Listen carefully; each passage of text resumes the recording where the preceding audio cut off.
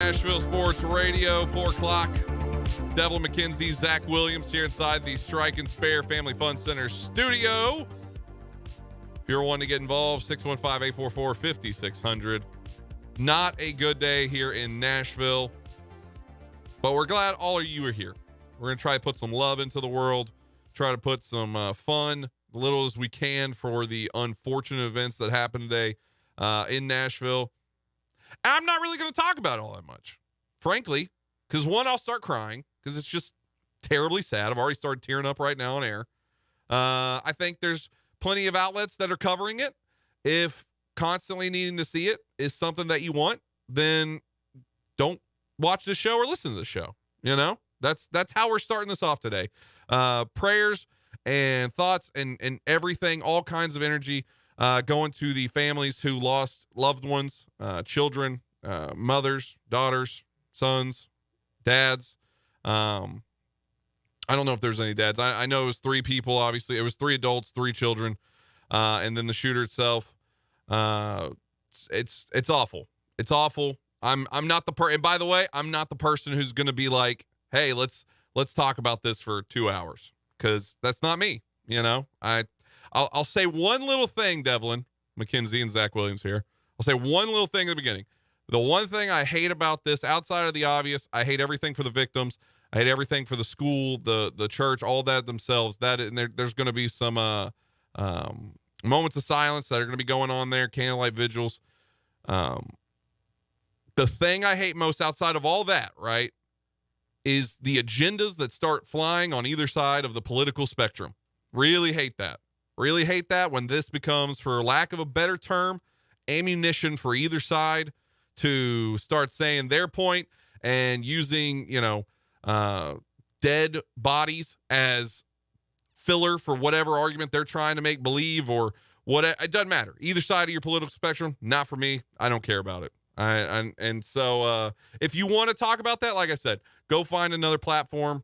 That's what it is. We're going to talk about sports, even though everything in my body today doesn't want to even be here to do this today. You know, that's just what it is. That's the real side of it. But this is my job. This is what I do.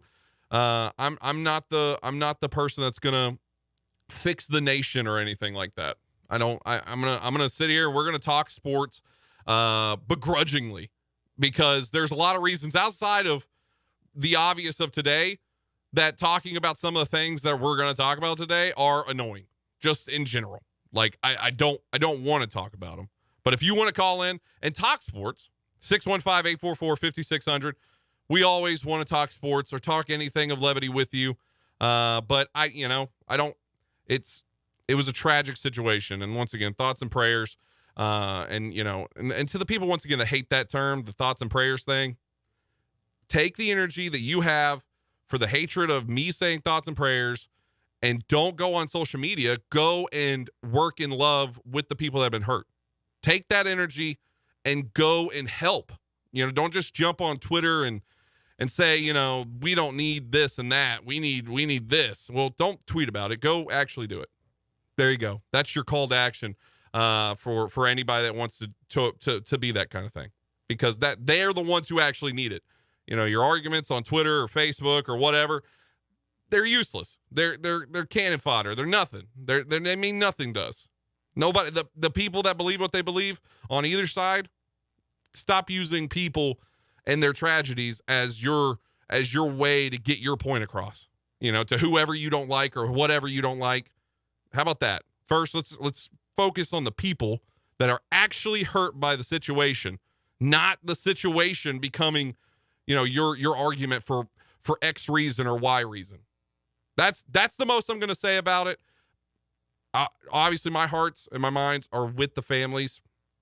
Here I go, Devlin. Just starting to cry. And everyone should. This is a tragic thing. And also, if you are legitimately dealing with something with this, talk to somebody. Don't bottle it up. Ask for help. It's okay. It's okay to do that.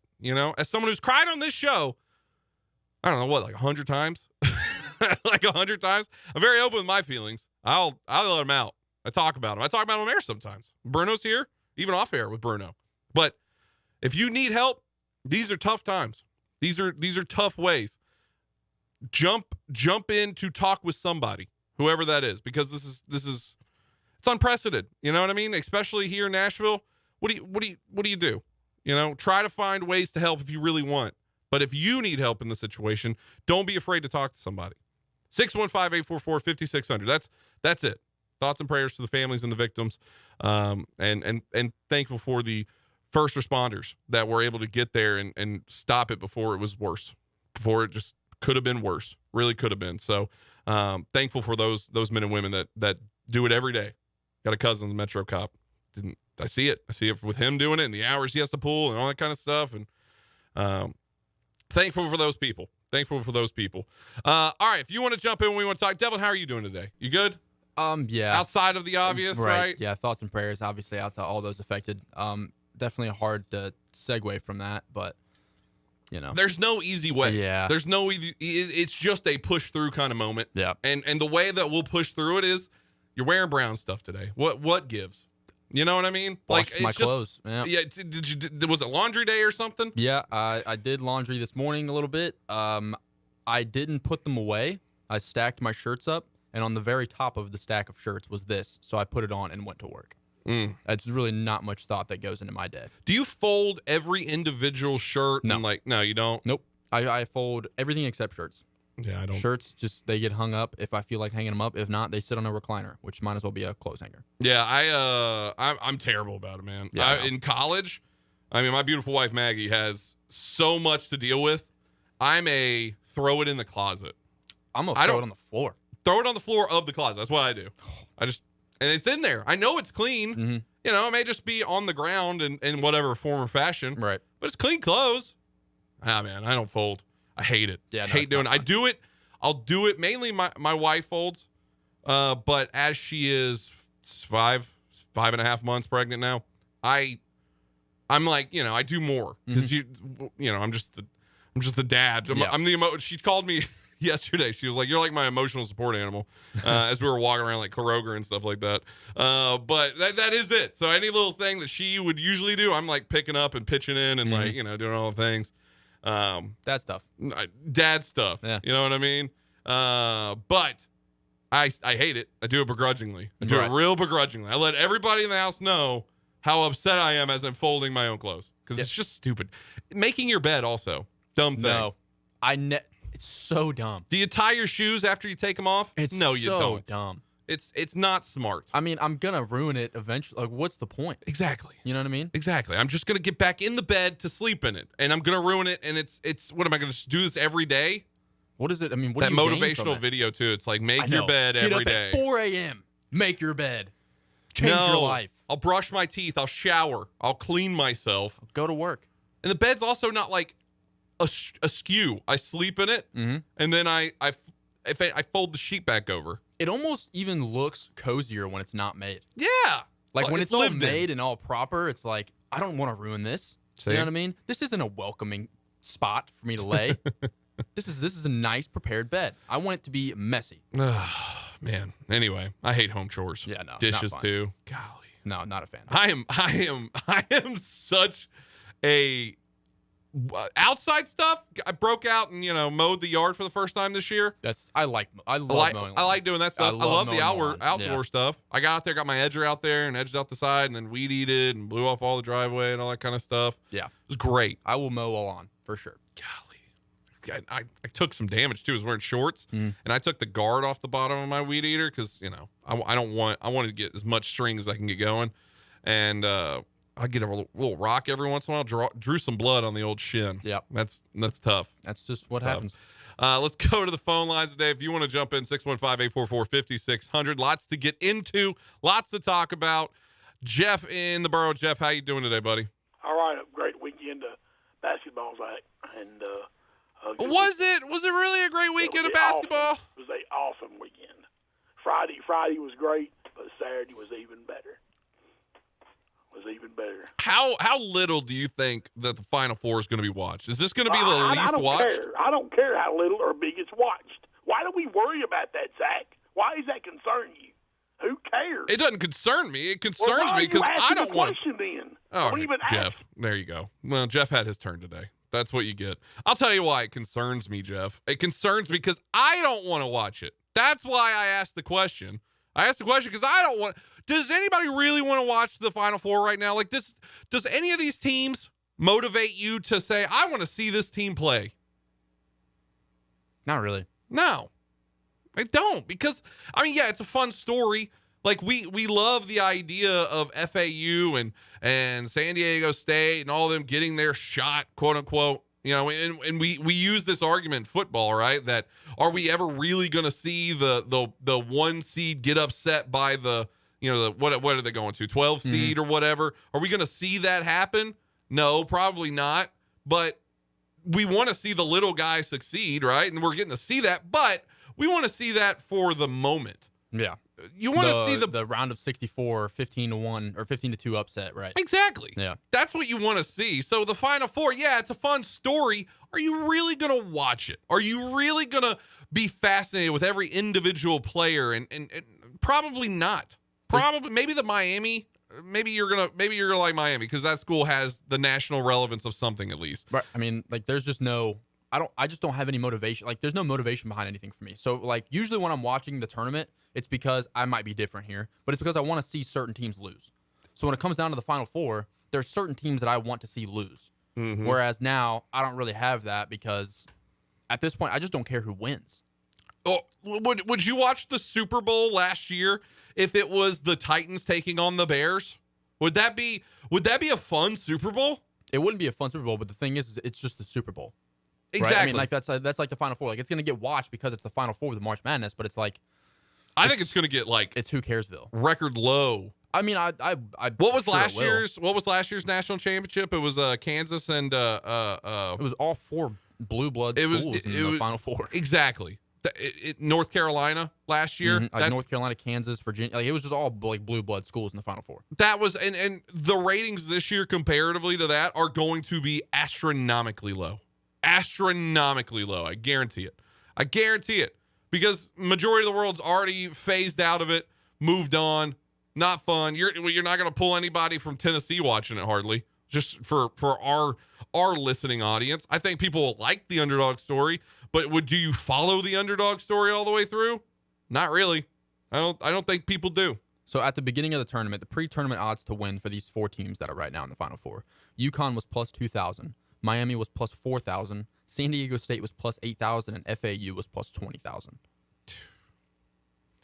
You know, somebody out there's got a $10,000 odds on one of them for no reason. Yeah, people do it every single probably year, Miami. Yeah, it's probably Miami. Just some guy down there, just rich. He owns like, but he probably owns like a couple mattress stores or something like that. Like the FAU, for example, what fan base do they have? It's in Boca Raton, Florida. Well, I don't want to talk about what fan base they have because You're right. I know what you're saying. You're 100% spot on. But I mean, there's nothing really, like, no one cares. No. I mean, UConn, they're a blue blood in this climate of games, but I don't know. Like how many? I don't think there's national fandom of UConn. I don't know if these games they may be good basketball. Like, it might be the idea too that we get with some UFC cards. And Bruno and I talk about this a lot. That it's a card that you don't really know any of these fighters. Maybe there's a fighter at in the main event that you're like, oh, I want to see this one. I want to see this one fight. I couldn't name you all the rest of the fighters. This card's going to suck, blah, blah, blah. And then the card actually happens, and all these no-name guys are just banging it out, and it's great fights, and they're bloody, and there's so much action in it because guys are trying to make their own name. Then it's really good. You're like, oh, this card's amazing, as opposed to the stat cards that are, everyone's name, and then you get like a... who was the fight? It was the Cuban taking on Izzy. Remember, they just stood there. I'm forgetting his name now. Yeah, I know what you're talking about. It's you just stood there and there was nothing going on in the fight. And even though this was built up as like one of these mega fights finally going to happen, right? Maybe that's how the Final Four plays out. And really, it's Miami and UConn. That's going to be the most compelling of like attention people are going to have on the game. Even with UConn is destroying every team they played. They haven't won a game by less than 15 points. No. And I guarantee, I wouldn't be surprised if that happens even in the Final Four. And that's what that's Blake Lovell, who we have on and we will have on this week, he said it. He said if UConn gets past Arkansas, they're gonna probably just take down all the rest of the competition. I will give props to Blake Lovell. I remember one of the first time, maybe the second time he was on this show, he immediately came out and said UConn was one of the better teams in the country. Mm-hmm. Maybe they did have a hot start and slowed down a little bit, but he was on UConn pretty early. Yeah, no, he was. Yeah, and out of the Final Four, who are you picking now? UConn. You going UConn? Yeah, without a doubt. Yeah. They are insanely dominant. San Diego State versus UConn national championship. Talk about what they didn't want to happen. Mm-hmm. You know what I mean? Like, and by the way, for the people who are like, who cares about that? The NCAA does. Yeah, they do. This is their moneymaker. It's this in the college football championship. This is what pays the bills for everybody and all the schools. This is who they care about this a lot. Yeah. And I don't know if San Diego State or FAU are going to bring the numbers. I don't think it's going to happen. And especially if these two games are bad and then the championship's bad as well, especially with it being in Houston, and Houston was right on the precipice of coming to this. I don't know. Not a fun contest in my mind, but maybe people are excited about it. Maybe they are. It's just, to me, you're gonna say you're witnessing history. This might be the most forgotten national champion. Oh my gosh, yeah. You know what I mean? Yeah. I mean, I'm being a cynic about it too, because I'm not Mr. Basketball, but I would consider myself the above average casual fan. It would be different if there was a story to be made here. Exactly. Every team is who caresville. Exactly. It'd be different if it was like Duke and then FAU in the championship. Like seeing like just a small school like FAU taking down a massive school like that. Mm-hmm. There's something to watch. There's something to like root for in that game. Yeah, Whereas, you need a David and Goliath. Right. There's none of that here. No. I don't care about any of these teams. I don't want to watch two Davids fight. Yeah. You know? I don't want to do that. There's nothing to look forward to. Yeah. You're just watching hopefully good basketball games. Shout out to this show, and mainly shout out to Devlin Oh yeah. for just absolutely destroying the bracket challenge here at the station. We finished first. I'll take that. Yeah. Devlin finished first. Devlin, for all the hoopla of Justin and Pogue and all that, Devlin beat everybody. That's what you get to take away from this. Devlin won, very openly said on the show, blindly picked. Oh yeah, I said it from the beginning. I mean, I can tell you right now, I've never watched a college basketball game this season. I've made it also very clear that I'm an NBA guy. Big NBA guy. I am strictly NBA. I cannot stand watching college basketball. Even the March Madness tournament, it kills me to watch it because I know all the TNT guys are on CBS right now, and it's really annoying to watch them because I know I can't watch NBA on TNT right now. So I mean, I don't watch college basketball. I can't stand it. Yeah. And I'm looking at a bracket here that's not good, but won. So yeah, you went plus. You went plus on it, right? Yeah, I think me and Patton were the only ones to go positive. The producer's showing up, man. We know ball. Yeah. I'm just gonna say it. I'm kind of like both of y'all's mentor here, so that's I like I said, I think we won. You know what I mean? That's how I'm gonna claim it. You did better than Burton. Yeah, I did. Yep. I did better than Darren too. Yeah. They can both suck it equally. You know what I mean? We need to run to a break. If you want to jump in, 615-844-5600. A whole lot to get into today. A lot of news happening in the sports world, but we always want to hear from you. 615-844-5600. Good afternoon. As of last check, it was still blocked from that police situation south of town over in the Green Hills area that happened earlier on Harding Place at Hillsborough Pike. Just trying to avoid that area for a little bit longer. Traffic's increasing right now, where you would expect across the Sullivan Evans Bridge on 24. A little bit of radar out through parts of Dixon County, especially 40 around 840. Still not too bad at the moment with that traffic flow and that traffic volume out past the airport on I-40. All that traffic continuing out into Wilson County. Hey, Nash Painting services all of Middle Tennessee. Ask them about their vapor blaster that removes paint without dust damaging the house. If you're going to get your house painted this spring, call these guys at nashpainting.com. I'm Commander Chuck with your on-time traffic. Ad paid for by Anthem Tax Services. Attention, if you or your business is behind in filing your tax returns, or if you owe over $10,000 in back taxes to the IRS, please listen carefully. The IRS does not joke around and will not stop their collection efforts. If you're tired of the IRS letters, levies, liens, or wage garnishments and would like to get a fresh start, we can help. Due to the financial hardships in the country, the IRS is making it easier than ever to settle tax problems for those who owe more than $10,000. We can help settle your delinquent tax problems, end all collections, and may even reduce your back taxes significantly. Even if you can't afford to pay your back taxes, you can still get the help you need. We've helped thousands of taxpayers just like you, but you must call 800-240-4917 today to stop your tax problem from getting worse. The information is free and the help is real. Call 800-240-4917. That's 800-240-4917. Again, 800-240-4917.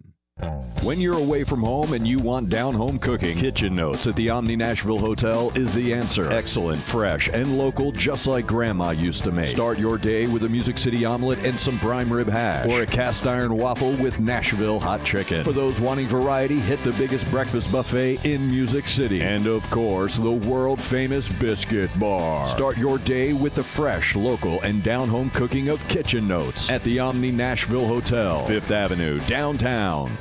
It's the McFarland Show with Darren McFarland and Fox 17's Justin McFarland. Every weekday afternoon, 2 to 4, live on WNSR Nashville Sports Radio. It's the McFarland Show. It's Darren. It's Justin. It's 50 years of Nashville Sports Radio coverage. A show that's genuine, it's real, it's fun, it's passionate. We welcome your phone calls, and we mean it. The McFarland Show with Darren and Justin on Nashville Sports Radio WNSR. When was the last time you did something fun with family, friends, coworkers, and clients? What if I told you about a place under one roof that offers affordable entertainment for all ages? That's what you'll find at Strike and Spare Family Fun Centers in Donaldson, Hermitage, Tusculum, Hendersonville, and Murfreesboro, with bowling, games, food, drink, and entertainment for all ages. Enjoy an enhanced experience in Hendersonville or Murfreesboro, where they feature additional fun with bumper cars, laser tag, roller skating, and more. All locations are open 7 days a week, including holidays. Visit online at strikeandspare.com. Strike and Spare, where fun is bowling. Celebrate the history of our national pastime at the National Baseball Hall of Fame and Museum in Cooperstown. See priceless treasures that'll bring your baseball memories to life. Connect with events that have shaped and changed the game and our country. Our stories to tell, your memories to share. Plan your visit today at baseballhall.org. The Afternoon Stretch. It's a radio show.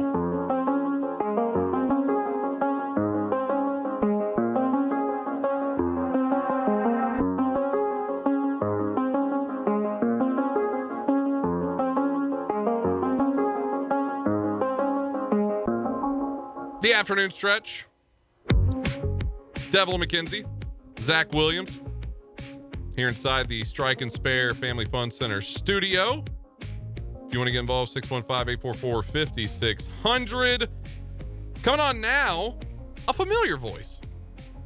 And our very own Patton Cook, of course, your morning producer, but also now taking on the mantle of our correspondent, talking all things Nashville SC. He was at the match on Saturday. Nashville, unfortunately, could not get one on the board. Ended up losing that one 1-0 to Cincinnati.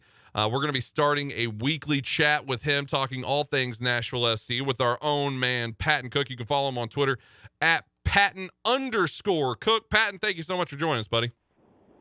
You know what, Zach? I appreciate it. The intro, very, very humbling. I appreciate it very much. Happy to come on with you. Hope to do this every week like you talked about, and talked about the boys in gold as they carry on through their season this year. So let's talk about their season as a whole so far. Take us from the beginning up until this past Saturday, that is. How have they been looking in your eyes?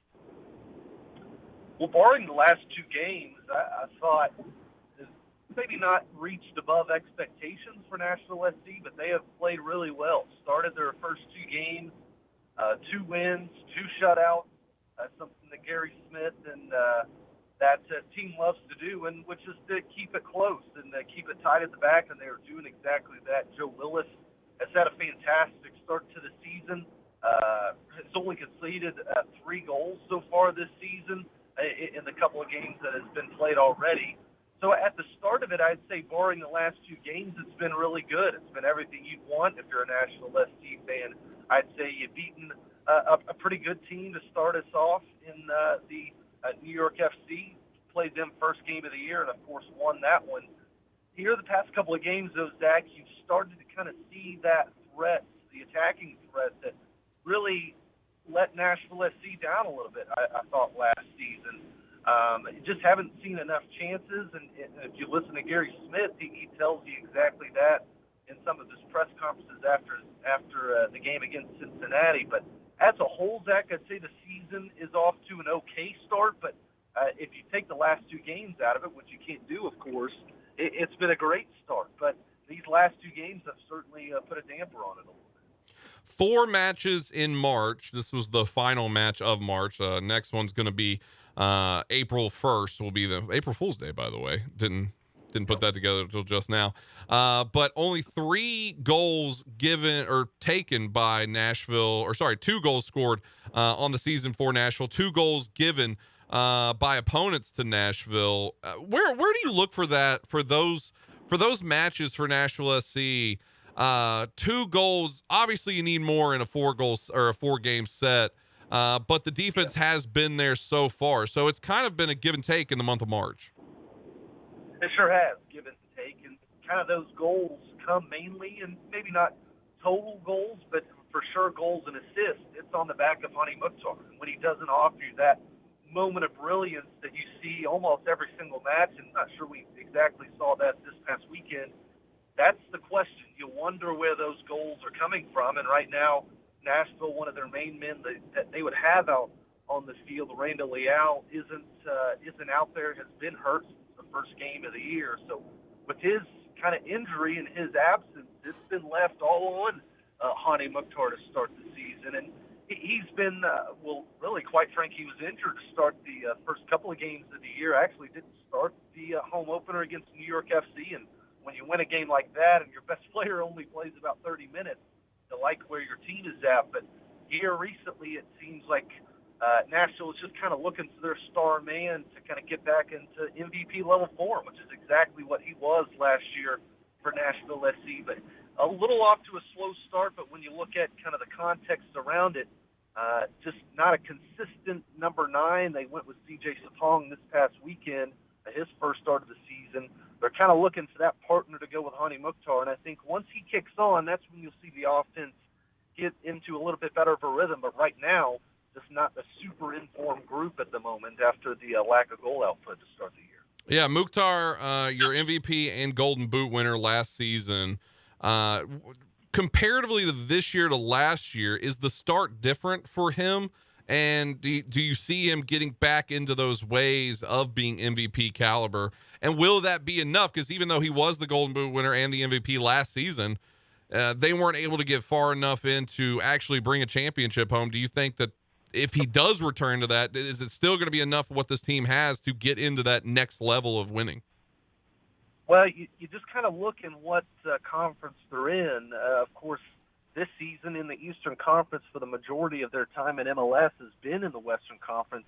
This is a tough league, Zach, and I kind of picture it to what the team over on Broadway, the Predators, and you kind of look at what Philip Forsberg and Matt Duchene and Roman Yossi had all last year, and it just wasn't enough because as a group, I don't think they have that star tandem up and down the roster, especially when you look at teams like LAFC, the Philadelphia Union, teams like that. It's a good team. It's a good team that I think will make the playoffs this season. But to your question whether or not they got enough, I don't think Hani Mukhtar can do enough, simply because I think what we saw last season, it was great from their star man, but they didn't have that next guy next to him to be able to go on and kick on and help lead Nashville SC to a championship. So I think Hani will kick it into gear here soon. Like I said, the injury I'm sure has a lot to do with his slow output so far. So I wouldn't expect too much of the pedestrian Hani Mukhtar, because in terms of players around the MLS,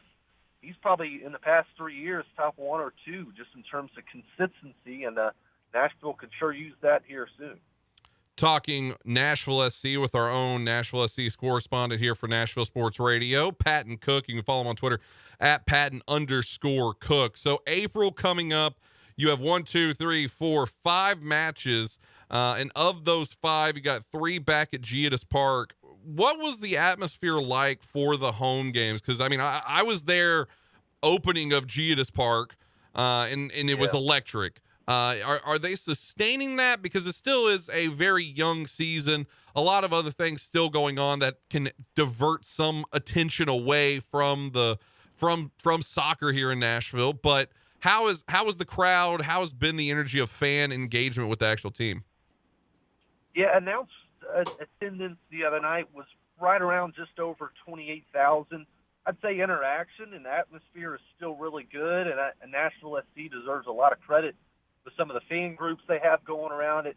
I think fans really feel involved, and you go into really any spot, any seat in the stadium, and you feel like you're a part of the team, the chants and stuff like that. So the atmosphere is still really good. I think what kind of hurts them, I think, is specifically this past weekend, you could kind of just tell they were looking for that one goal to really kind of start causing some real mayhem in the stadium. That goal never did come, but I thought the atmosphere is still really good. It's a tough place to play.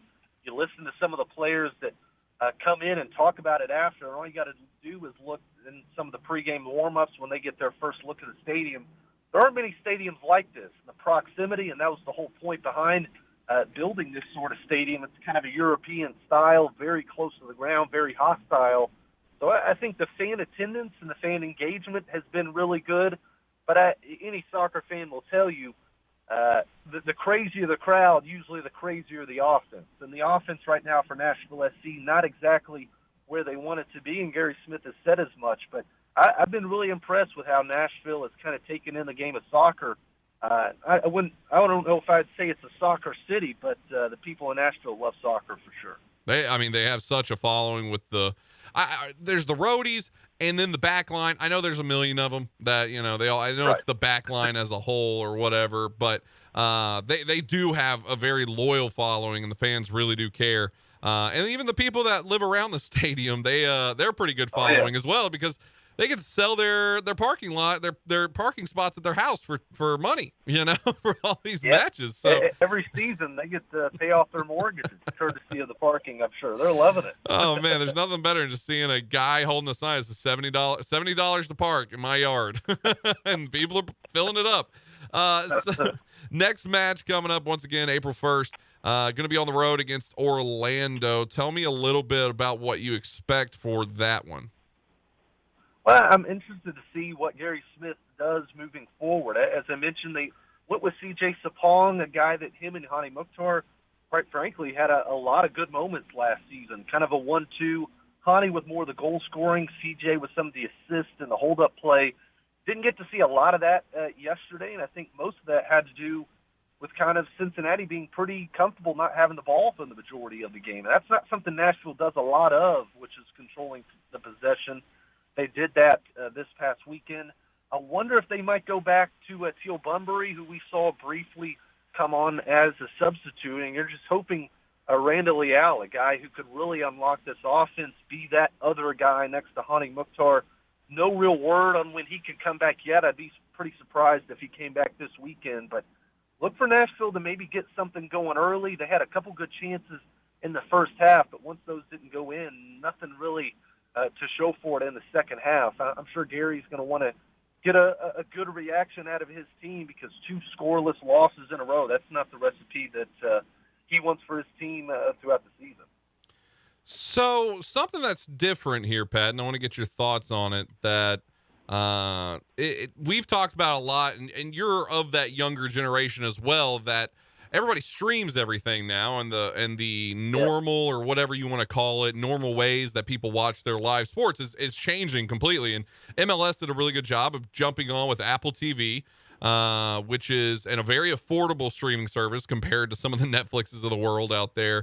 Have you been watching them on Apple TV as well, and keeping up with all the other MLS games that have been going on, matches that have been going on?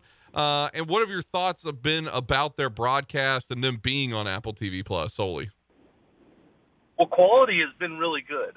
That's kind of something I was a little worried about because I kind of talked to some baseball fans. Whenever Apple TV first got the MLB a year or two ago or something like that, the quality and the timely of getting the games on time was something a little worrisome. That hasn't been a problem necessarily. I will say this, Zach. I get the streaming and I get the younger audience, but in terms of wanting to grow the game, I'm not sure you want to do the streaming like the MLS is doing. It's just an opinion I have. Now, the younger audience, that's kind of where they draw more to. You're seeing kind of cutting the cord more and more. But I think for it to be maybe to that level where there is no local broadcast whatsoever, I'm not sure that's really what you want in terms of growing the game. Now, the MLS, they've got bills to pay. I understand that. They're looking for the best deal for themselves. But I'm for a neutral and for a person that's looking to get into the game of soccer, I'm not sure an exclusive streaming rights bar the odd national TV game here and there. I'm not sure that's what you want. But in terms of quality, I think they've done a really good job. But I just wonder, growing the game, that's something you hear a lot of out of the MLS and a lot of soccer fans in Nashville. I'm not sure you're really growing it to anybody for a paid subscription service like this with no real local TV games. But that's the direction MLS has gone, and we'll have to see kind of the viewing numbers at the end of the year. Did it work? They obviously won't have an out after 1 year, but maybe they can kind of tweak things here or there. But I'm interested to see the kind of turnout in the viewership for some of these streams, because as a fan myself, I wonder, will this be growing the game or will this hurt it a little bit? Yeah, it's interesting. I didn't think about it from that way of saying that, you know, it is, because they are growing. They're trying to grow the sport, but you put it behind a paywall like that, it does make it tough to grow it. That's an interesting take. Patton Cook is going to be our correspondent all season long, Nashville SC. You can find his work on WNSR.com, or you can just follow the Twitter as well. Have that out there as well, keeping up all things Nashville SC. We're going to have him on weekly as the season progresses. It's a long season, Patton. We got all the way till October, so we'll pace ourselves, man. Yeah, soccer, they stretch themselves out. So the listenership, if you don't like me now, wait till Nashville starts winning a little bit, and then maybe you'll like me a little bit later down the road. There you go. You can follow him on Twitter at Patton_Cook. You can also hear him on the mornings, Bill King Show and the Greg Pogue and John Burton Show, otherwise known as the Snooze Fest 2-hour programming that we have right there from 9 to 11. Right, Patton? That's the we're all, when you're on this show, it's Team TAS. Exactly. My phone cut out a little bit there, so I didn't get the full the full statement there. But happy to be on with you, Zach. I appreciate you doing this. Yeah, absolutely, buddy. That's CYA at its finest right there. Patton Cook, good stuff from him. Always appreciate having him on. We're gonna get him on more, a whole lot more, as the Nashville SC coverage continues to move forward. That was good stuff there, Patton Cook. He's very knowledgeable in the game, young, hungry. He's going to be following out all season, and he's got some great takes and great mindset on it too as well. And he does a great job. I love Patton so much. The General, didn't even call him that, but that's I think I gave him that nickname. You've said it so many times that you gave him the nickname. Okay, I did. Yeah, I gave him the nickname. Mm-hmm. I'm pretty sure I gave him the nickname. I don't know if anybody else did that. I just know it wasn't even on these airwaves. It was Full Count Rhythm. That's where Patton first got hooked up with me, was doing some things over there for them. I put it on Twitter. I needed help, and Patton Cook showed up, and now look at it. Yep. It's just then that way. The Gen. You didn't do that. I did it the old-fashioned way. Yeah, man. I applied and annoyed my boss. Yeah, dude, that's the best way to do it. 615-844-5600. If you want to jump in, we want to talk to you. Back after this here on the afternoon stretch. Good afternoon. As of last check, it was still blocked from that police situation south of town over in the Green Hills area that happened earlier on Harding Place at Hillsborough Pike. Just trying to avoid that area for a little bit longer. Traffic's increasing right now, where you would expect across the Sullivan Evans Bridge on 24. A little bit of radar out through parts of Dixon County, especially 40 around 840. Still not too bad at the moment with that traffic flow and that traffic volume out past the airport on I-40. All that traffic continuing out into Wilson County. Hey, Nash Painting services all of Middle Tennessee. Ask them about their vapor blaster that removes paint without dust damaging the house. If you're going to get your house painted this spring, call these guys at nashpainting.com. I'm Commander Chuck with your on-time traffic. Hey guys, it's Zach. Gear up for golf at Play It Again Sports in Brentwood and Hendersonville during their March golf sale. Swing in and stock up on their huge selection of new and gently used golf gear and equipment. During their month-long March golf sale, you save 10% on all gently used golf clubs. They have the trained staff to help you find the perfect set of golf clubs, a golf bag, golf balls, or a travel golf carry bag for the upcoming season. And they will also buy the golf gear you're no longer using. That's right, every day, all day, you can get cash on the spot for your underused golf gear. They also buy baseball, lacrosse, football, soccer, disc golf, plate weight, hockey gear, and the treadmill that is transformed into a clothes hanger. If you have gear you no longer use or doesn't fit, trade it in for either cash or for store credit towards your next purchase. And you can trust me, not only am I a spokesperson, but I'm a customer. You can always find me in the golf section over at the Hendersonville store. Check out Play It Again Sports in Brentwood and Hendersonville. Tell them your friend Zach over here at Nashville Sports Radio sent you. That's Play It Again Sports in Brentwood and Hendersonville. I'm here at the Big Game headquarters. Total Wine and More, scoring huge savings on the perfect bourbon. Local craft beer. Forgetting something? Oh, yeah. Cabernet, seltzers, and so many low prices. Valentine's Day is right after. Whoa, new game plan. You got this. Total Wine can help you score the perfect bubbly, too. Thank you. I would have been so... You sure would have. Your Big Game headquarters. Love what you find, always at the lowest price. Only at Total Wine and More. Drink responsibly. B21. Milk, eggs, $42. Ma'am, you okay? Need bucks? With Jackson Hewitt, don't wait weeks for the IRS to send your tax refund. Come in now for up to $3,500 with a no-interest, no-fee refund advance loan when you file your taxes. That's up to $3,500 today. Don't let high prices get you down. When every dollar matters, it matters who does your taxes. So get to Jackson Hewitt today. For eligible clients, loans by Republic Bank and Trust Company. Details at jacksonhewitt.com. Smashville, experience Predators hockey all season long. 2023-24 season tickets are on sale now. Lock in your seat location before the general public. Score savings up to 45% off box office pricing and enjoy season ticket citizen discounts at concessions and retail. Secure your exclusive benefits at NashvillePredators.com/season tickets and join the Loyal Legion today. That's NashvillePredators.com/season tickets. Go Preds! As a professional realtor in Nashville for more than 40 years, Richard Courtney is one of the city's top-ranked real estate brokers. He's also the author of 2 books and the real estate columnist for the Nashville Ledger. What does all of this mean to you as a home buyer or seller? Expert knowledge, guidance, and trust. Give Richard Courtney a call today at 615-300-8189. That's 615-300-8189 or online at richardcourtney.com. The battle for a 6th straight division crown starts right now, and the East already knows. Don't sleep on the Atlanta Braves. Next pitch to Riley. Swung on, hammered to deep center. He's at the track, he's at the wall. Home run! Catch the 2023 Atlanta Braves right here on Nashville's home for Braves baseball. WNSR, Nashville Sports Radio.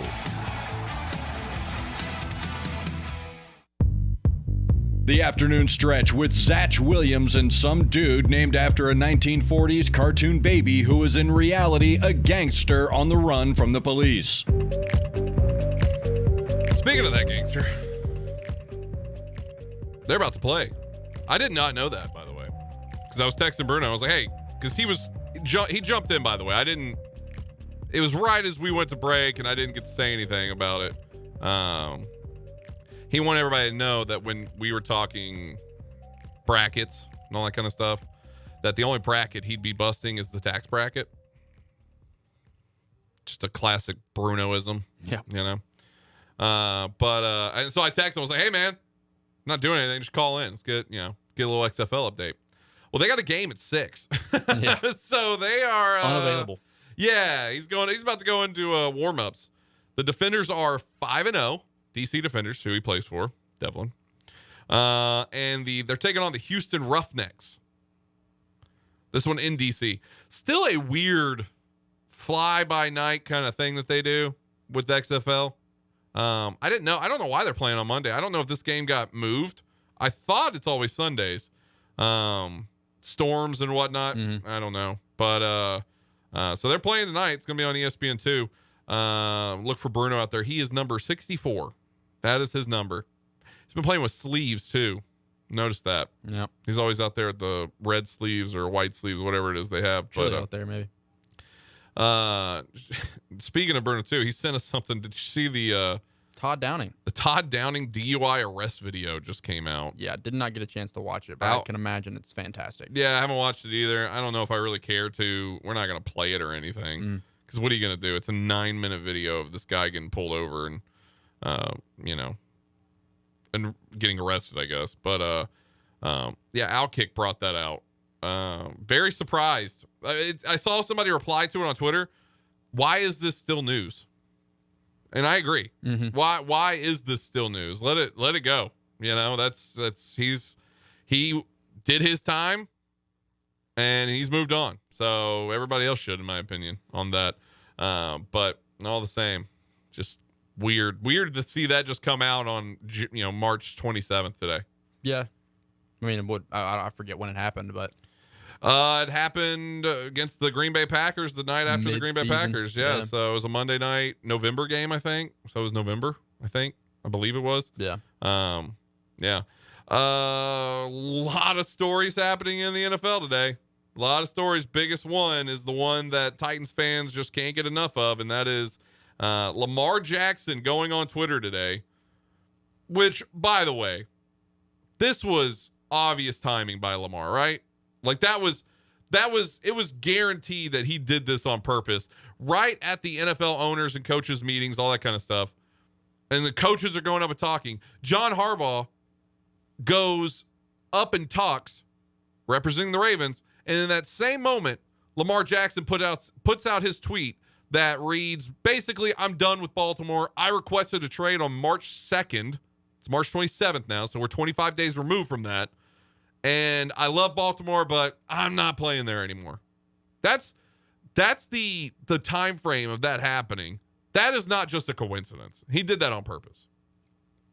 Yeah, I honestly, this is kind of the first time hearing about that. I did read the tweet very vaguely. I mean, really? You didn't pay attention to that one? Not really. I mean, this just seemed inevitable.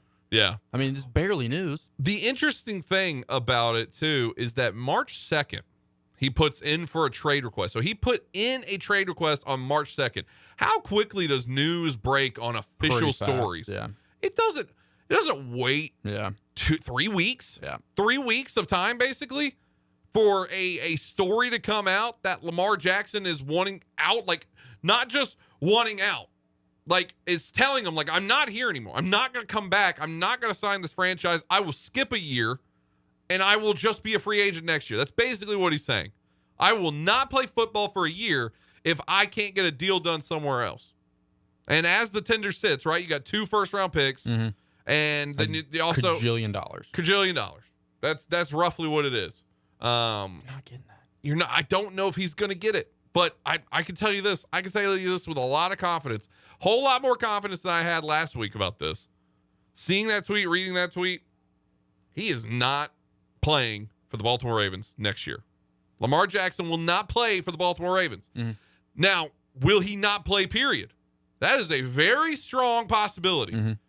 And he's probably going to get the Le'Veon Bell situation. Lev Bell did this, 2015 or something like that. Lev Bell, he had an offer from the Steelers. He thought he could get more money, wanted more money, decided to hold out because they franchise tagged him, weren't going to pay him what he wanted. He set out for a year, didn't play for a year, to come back to the Jets for less money than what the Steelers offered him the year before. And played much worse. Terrible football. Never made another contract the same way. No. I think Lamar Jackson's heading down that path. That would be, just betting on yourself in the NFL. It's definitely a gamble. Man, let's see how it plays out for him. It's a very bold strategy there, Cotton. He's 26. So next year, his birthday's in January, he'll be 27, and he'll be 27, about to turn 28 by the season fully ending and the new season starting, if it does go down that path. I do have current odds on his next teams. Love that. This is by DraftKings Sportsbook. The first team, who, mind you, said they were out on him very early on, the Falcons, at plus 250. Coming in second, the Colts plus 300. Find it hard to believe. I think they're going to go with a rookie guy. Commanders plus 450. It's pretty close to Baltimore. Titans plus 750. Throw that out the door. I mean, you just waste your money.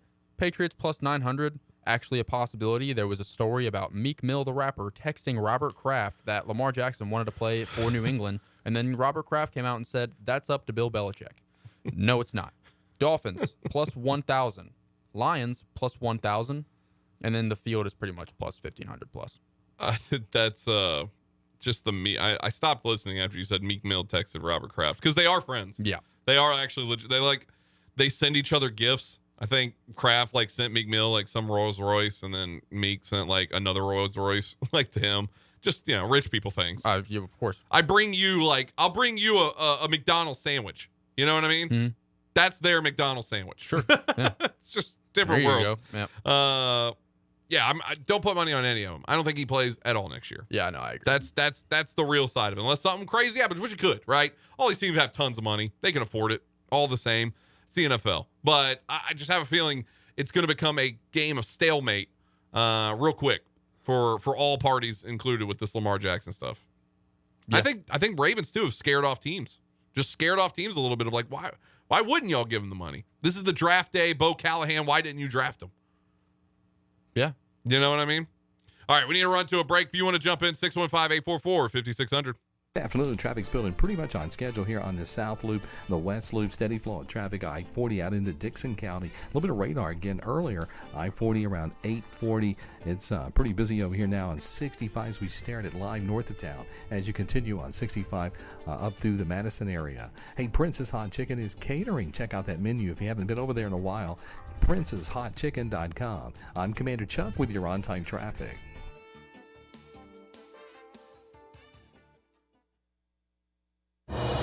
Breaking news. Tax refund shock is everywhere, but what is it? My tax refund shrank. Mine too. The culprit? Pandemic-related stimulus payments and tax credits expiring. In this reporter's opinion, you need a tax expert. Hey guys, Jackson Hewitt guarantees your biggest refund. And tax prep is 50% off? Going there now. 50% off is a limited time offer for new clients filing at participating locations. Max value $200. Visit jacksonhewitt.com/50 for terms. From local town councils to Capitol Hill, agents who are realtors are standing up for what's right. We're here protecting property rights. Here advocating for the issues that affect our neighborhoods. Here championing fair and equitable housing for all. Because we are realtors, bound by a code of ethics, driven to serve our communities. We're here for it all. Here for you. Realtors are members of the National Association of Realtors. That's who we are. At Total Wine & More, save big on what you love this month with hundreds of deals. Get up to 35% off over 100 different wines and spirits, including Cabernet, sparkling wine, single barrel bourbon, and so much more. These savings are huge, and even better, they're on top of prices that are already the lowest in town. Deals this good don't last long, so visit Total Wine & More to find yours. Love what you find at the lowest price, only at Total Wine & More. Drink responsibly, B21. Without the ones like you, who work tirelessly to keep things running, everything would suddenly stop. Hospitals, factories, schools, and power plants, they all depend on you. No matter the weather, emergency, or time of day, you're the ones who get it done. At Grainger, we're here for you with professional-grade industrial supplies. Count on real-time product availability and fast delivery. Call, click Grainger.com, or just stop by. Grainger, for the ones who get it done. With 13 locations nationally, including Smyrna, Star Leasing Company is a semi-trailer one-stop shop and the perfect place to build a career as a semi-trailer mechanic. Seeking candidates with all levels of experience, Star Leasing Company has a semi-trailer technician trainee program with sign-on and quarterly bonuses and other opportunities such as $1,000 for having a yearly physical. The package also includes 401k with company match, health, dental, and vision insurance, competitive pay with weekly paychecks, and paid holidays and time off. Star Leasing Company, not your typical semi-trailer leasing company. Visit starleasing.com to learn more. It's the afternoon stretch with Zach Williams and Bruno Reagan.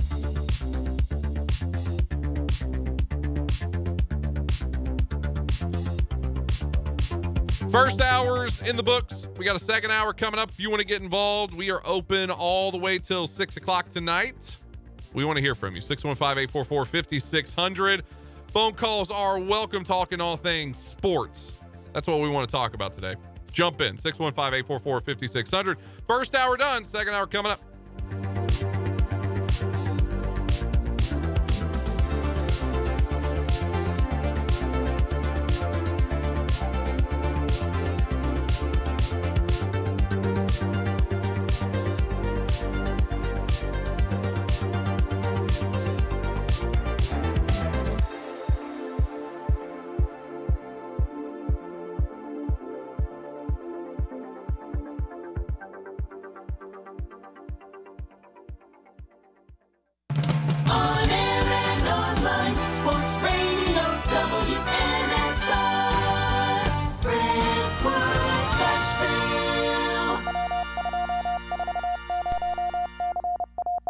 ABC News Now, I'm Derek Dennis. Police in Tennessee say a 28-year-old Nashville woman opened fire in a private Christian school, killing 3 adults and 3 children before police arrived and shot and killed her.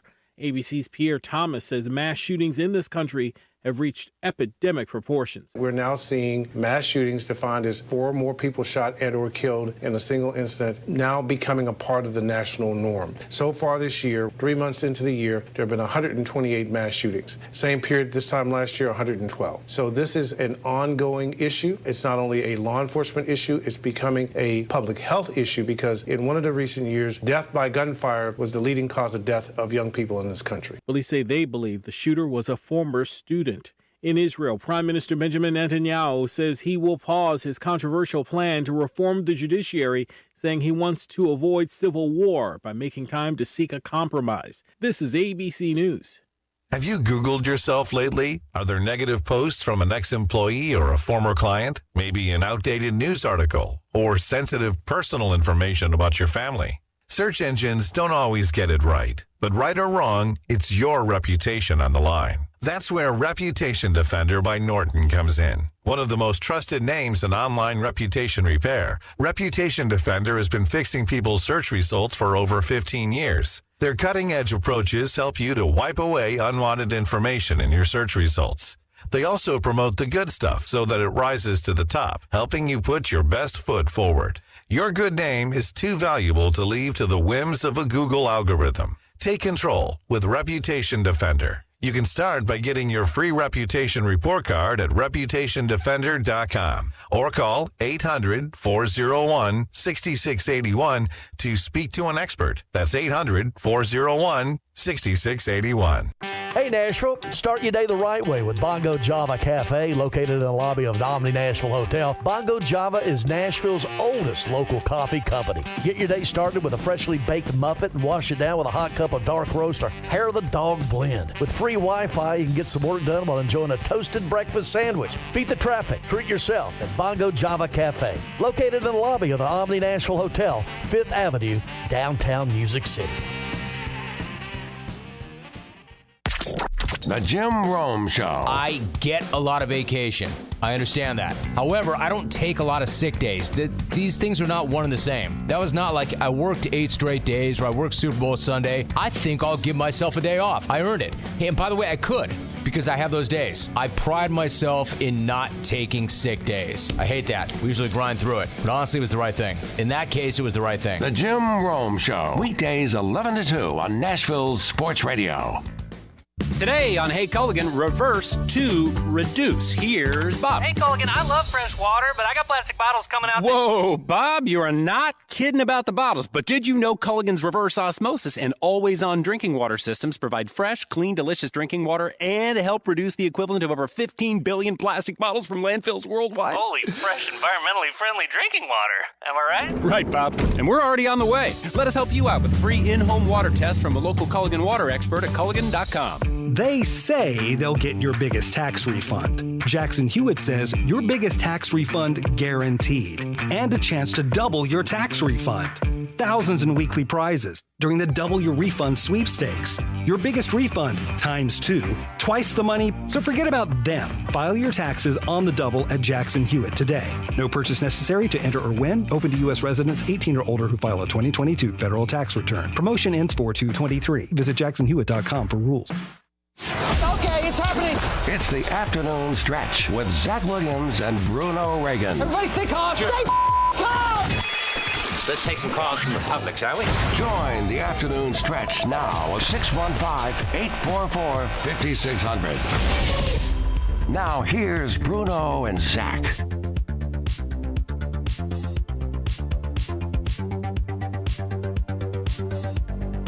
Second hour of the program. Glad to have you alongside us. If you want to get involved, 615-844-5600. Devlin McKenzie, Zach Williams here inside the Strike and Spare Family Fun Center studio. The NFL news of the day, Lamar Jackson really just taking it over, putting out a tweet.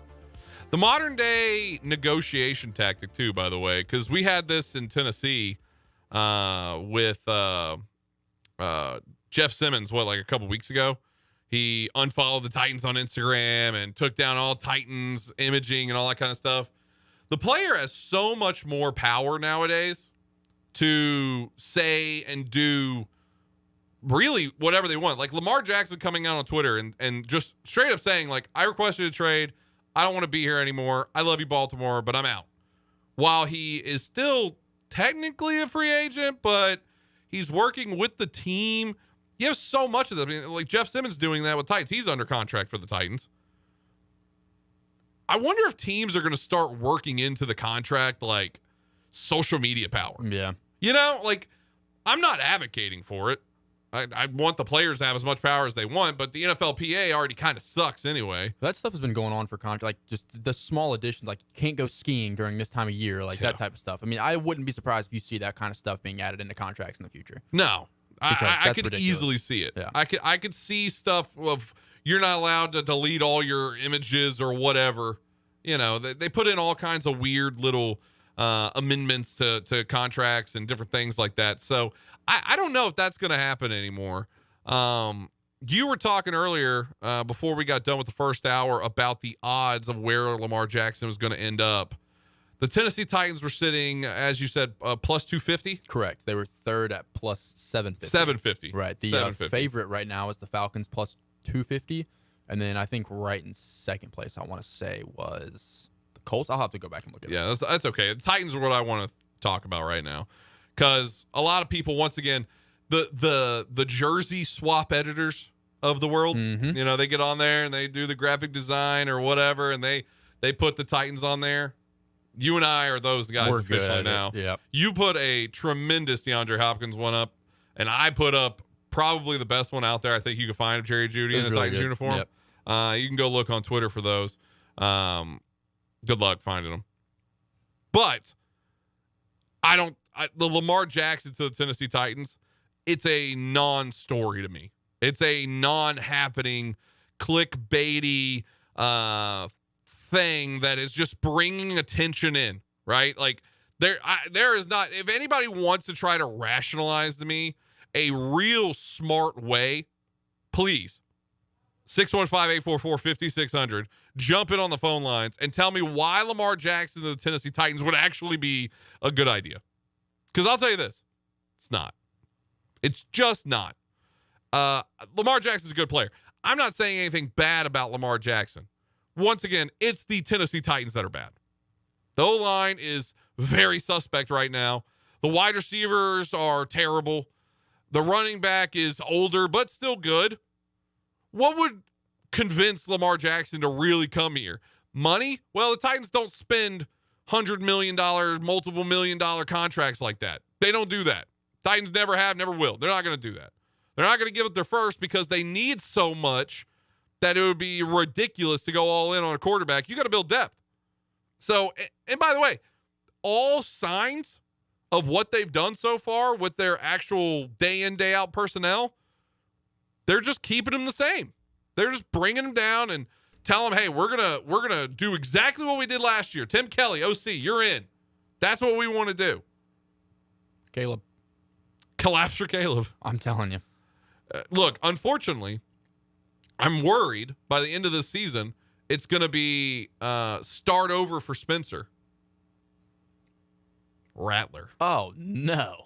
I'm worried. Not a chance. I'm a worried person that Spencer Rattler is going to have like a Heisman level season next year. No. He shouldn't. No. I don't want him to, right? Drake May and Caleb Williams, they're the guys. Rattler's in that class too, right? He's going to be there. He will be in that draft class. Yes. And did he not look really good at against the end? Tennessee? Well, against every opponent near the end of that season, even in their bowl game. He looked great against Tennessee. He looked amazing against Tennessee. Like 80 touchdowns? The best quarterback Tennessee saw was that guy. Without a doubt. I'm just saying. I'm worried. I'm not calling for that to happen. I'm just worried that there's going to be a large group of people that are going to say, well, let's take a look at Spencer Rattler. It's going to be another Malik Willis situation. He's been under the lights for so long. He knows the pressure. He's more game day ready for the NFL than any other quarterback. I can hear the narrative already being spun. It's happening. They're spinning that narrative right now. That's what's happening. I'll clip it. I really hope this is not the case. I'm not even a Titans fan. No, you're not. You're a Browns fan. You're wearing a Browns shirt right now while on Nashville Airways. I should punch you. Yeah, but I can I would be very disappointed to see Spencer Rattler in a Titans uniform, especially drafted early. See you in a brown shirt and it becomes a hostile work environment. That's fine. That's fine. You know what I'm saying? I mean, I can tell you right now, which team has more upside? Oh, that's a good one. Which one has the higher ceiling this year? The Titans or the Browns? That's actually a really fair question. I mean, if you're pretty easy question. You're going to say the Browns. Why wouldn't I? Why wouldn't you say that? Because you support Deshaun Watson. Say it. I do. Oh my! He's my quarterback. Canceled. Listen, I want to win games, man. That's it. That's all I want. I want to win games.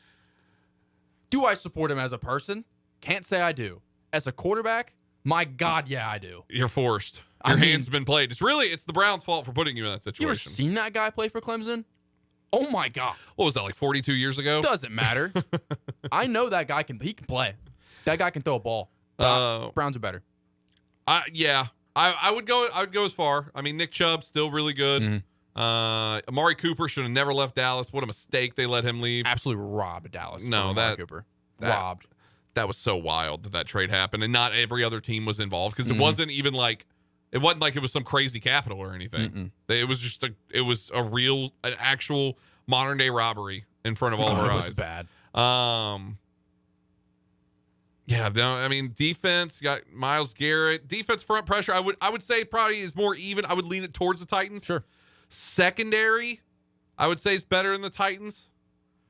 I'll tell you one thing that, like, the most important thing that the Browns have over the Titans is a quarterback.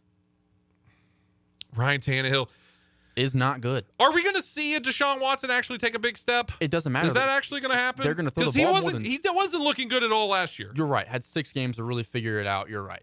Yeah. And I'm not saying that's incorrect because Deshaun Watson did look like not Deshaun Watson. He looked more like Ryan Tannehill. All I'm saying is Deshaun Watson is going to throw the ball more than 19 times a game. There's going to be more opportunity because I think the Browns trust their quarterback way more than the Titans do. Yeah. I mean, who threw the ball? I mean, we have Josh Dobbs now. The Browns have Josh Dobbs. I'm not saying we. But Josh Dobbs threw the ball more than any other quarterback for the Titans last year, and it was, 32 times in one game? Yeah. I get it. Look, I see it, okay? Hey, Browns will not make the playoffs next year. No. I will say that with whole confidence. So what we're talking about is king of the poop hill. You're right. I was just, you're king of the poop hill yeah. right now. Which team is better at not being bad? So which would be the better season? The one that finishes and gets 11th pick or the team that's going to finish and get like the 4th pick? Well, the one that needs a quarterback is probably the one that wants the 4th pick. We don't need a quarterback. Yeah, but you need pieces. That's fine. We'll take 1 at 11. Take a good one at 11. That's fine. Yeah, we can take Marvin Harrison Jr. Wow. He's going to be a top 5. Yeah, no. He's going to be a top 5. He will be. Yeah, probably. Maybe the Titans take him next year. Who knows? But Lamar Jackson coming to the Tennessee Titans, it doesn't fill a need. No.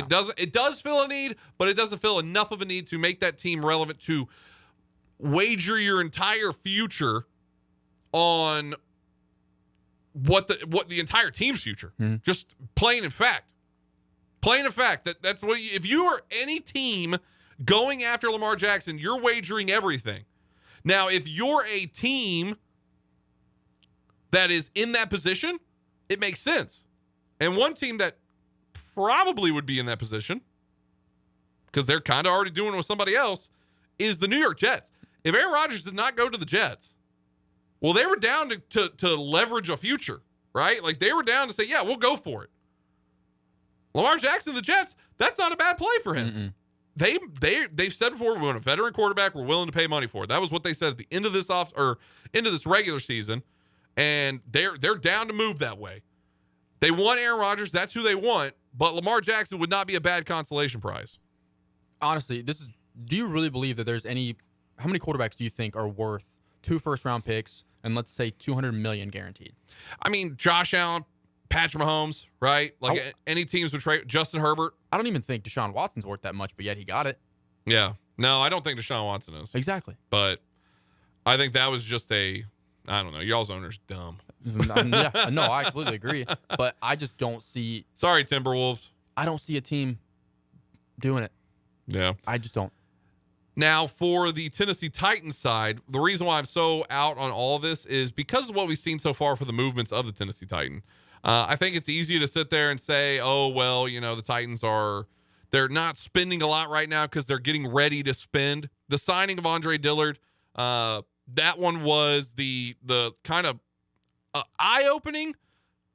I think I'm going to go on the eye-opening side of they're going to be signing cheap players and building for a future. They're ready to tank. They're not going to say they're going to tank. Their offensive line does need help right now. Rand Carthon earlier today at the NFL owners meeting, he sat down with media and had spoke to him a little bit. Here's a little bit of that meeting. This is courtesy of Paul Kaharski on Twitter. Here's a little bit of him on Andre Dillard and the offensive line as a whole. I mean, you hope so. Again, I'll forever say guys got to go out and earn it on the grass. I think more than anything, it gives us versatility. Jamarco's played multiple positions. Dre's played tackle, he's played guard. And, MPF can play right tackle, he can play left tackle. I think in the grand scheme of things, it gives us versatile pieces that allow us to put the best 5 on the field. Conceivably deprioritize the position in the draft? No, I mean, again, we're at a position, we'll start with the first round, we're at a position where we're the 11th overall pick. And, obviously the top 10 is going to go the way it's going to go. And we're going to be sitting there, facing the best available player, whoever that is and however that looks. And so we're about creating competition, and again, if you were to draft a tackle, at 11, then guess what? Now you mentioned those 3, now we have 4, because you get to August every year and everybody's looking for a tackle. Everybody's looking for a tackle. I feel like I've been in it 15 years, and no matter who we felt our starters were, at some point during camp, you're like, damn, we need another tackle. And so we'll address it as it comes, and just won't be afraid to pick the best available player. So they're not set. When I hear that, they're not set yet on Andre Dillard for sure being the guy. They paid him money to where you could make an argument either way that he would be the guy for the price that they got him. You could say it's either a great steal contract or they overpaid a backup. That he's right in that middle area. It's about $9 million a year. So I don't know. Rand Carthon has not shown his hand fully. He's not shown his hand fully. The moves that they've made so far, though, as a team, to me, show that it's a save money kind of situation this offseason. Band-aid where you can, scrounge where you can, find the money ball players, air quotations, gets on base guy where you can. And we're going to see if we can put a scrappy bunch together that can hold on to win 7 games next year. You don't think there's any mystery going on in that office right now? I think there is, but I think there's some scheming going on. I don't think it's as much as we think. I think we want to think that. I think you're right. I was just about to say that. You know what I mean? Like, it's fun to sit there and think that they're in there in the war room and they're, tearing down different pieces and they're like, okay, the real secret plan. And they're checking all the doors, closing, turning off their phones, moving all the cameras to the wall. They don't want anyone to know. It's fun to think that way. I don't know if they really are. I think Rand Carthon is kind of like a chicken with a head cut off right now. He's thrusted into a position where he's already behind all the seasoned GMs, right? He's already behind the ball on all the seasoned GMs, and he's got to fill. I really don't envy his job. Yeah, he's making a lot of money, I bet, but it's still such a tough job that he's coming into and having to fill so many holes and fill so many different pieces that there's just no guarantee on if he's going to do it right.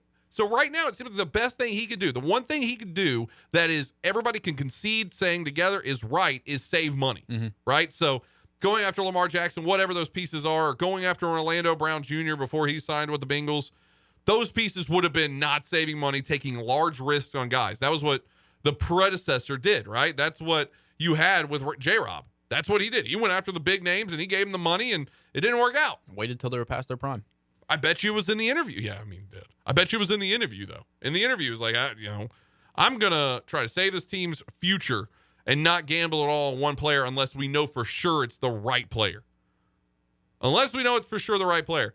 There's one more video I want to play, and there was something that came up. So the whole Lamar Jackson story that came out as he tweeted all of it, John Harbaugh said the classic coach thing. And we heard Rand Carthon say it too, talking about Ryan Tannehill, but Harbaugh said Lamar Jackson's our quarterback and he will be our quarterback. We're preparing like he's our quarterback, right? Like he's saying the coach thing. Listen to this real quick of Rand Carthon talking about Tannehill. I'll be honest with you, like in terms of looking for more language, I don't know what more we can say that can, substantiate what everybody wants to hear, or whatever the case may be. Ryan has done a great job. He's been in the building. He went on a brief family vacation with his wife and kids. He's been back in the building, working hard, working diligent. And it's just like anything else, man. I mean, the guys have to earn it on the grass, and I think that's adding context to what Vrabel said. Like, you can go out and it's very rare that you should come into this season with a starting 11 that ends as the starting 11, at the end of the year. So, I mean, I don't know what more to say, what more to talk about. In terms of Ryan and I, we've had, multiple conversations. He's in a really good place, and I feel we're in a really good place. You thinking of Malik as the backup at this point? I know you need a third arm at least for camp, but you think he's in position? You hope that he'll be in position to be the number 2? Yeah, that's the hope, But again, just like everybody else, Malik's got to go out and earn it. I think Malik's had a great offseason. I think he's attacked it. He's stepped up in terms of a leader. And what that looks like to be an NFL quarterback. I think he's grown. But again, just like everybody else, once we're out officially on the grass, he has to go out and earn it like everyone else. Still doubling down on the idea that Tannehill is the guy. Still going on and saying he's the guy. Just like Harbaugh came out and said Lamar Jackson's definitely the guy for the Ravens. Look, it's all good, fine. I don't believe you. I do not believe you going forward on this. I just don't believe you. And the whole earn it on the grass thing, that's fun. It's one of those hot buzz kind of terms and phrases that can get people excited and think, oh, this is hard-nosed football at its best. I don't know.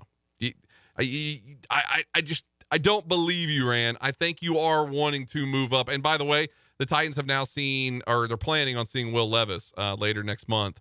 And that means they have went individually with all the top 4 quarterbacks. So look for that as well. If you want to jump in, we got to run to a break. 615-844-5600. Back after this here on the afternoon stretch. Good afternoon. It's been a busy one, that's for sure. Right now, we're still looking at this crash over here on 65 northbound at Concord Road, just past Concord Road, actually. Talk about wrong place, wrong time for all that traffic trying to get up through this section of Williamson County. All it's doing is aggravating that traffic now on 65 northbound here at Concord Road where the crash happened. It's probably going to be back to Morris Lane here in the next few minutes, so give yourself extra time in this area of Brentwood, Williamson County on this crash northbound on 65 at Concord Road. Steady flow of traffic continues. Vietnam Vets up through Sumner County right now, headed towards Gallatin. Nash Painting services all of Middle Tennessee. Be sure to ask them about their vapor blaster that removes paint without dust damaging the house. Get your house painted this spring with these guys, nashpainting.com. I'm Commander Chuck with your on-time traffic.